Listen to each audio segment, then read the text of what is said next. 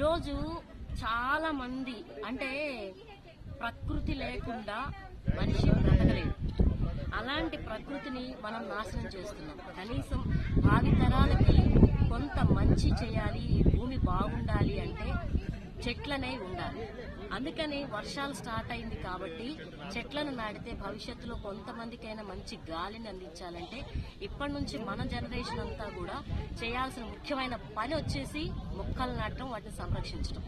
ఆ భాగంలో అంటే ప్రకృతి లేకపోతే మనిషి లేడు అనేది ఇది సత్యం. మనిషే కాదు, ఏ జీవి ఉండదు.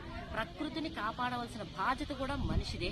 సో అందరం దాదాపుగా ఒకళ్ళు చేసే డెఫడల్స్ అని, తర్వాత లెజెండ్ గ్రూప్ వాళ్ళని, అట్లాగే ఇంకొక ఏక్ కదం అని చెప్పి వీళ్ళందరూ కలిసి చక్కగా మొక్కలు నాటే కార్యక్రమం మొదలు పెట్టారండి. ప్రతి ఒక్కరూ కూడా చాలా శ్రద్ధగా చేస్తున్నారు. ఇలాంటి కార్యక్రమాలు ప్రతి ఒక్కరూ చేయాల్సిన ఆవశ్యకత మన మీదే ఉంది. ఎందుకంటే ముందు మనం ప్రతిరోజు పీల్చేది చాలా చెడ్డ గాలి, దాదాపుగా చాలా చెడ్డ గాలి. ఎట్లాంటి చెడ్డ గాలి అంటే కంప్లీట్ గా మనము పీలుస్తున్నది మంచి గాలి కానే కాదు.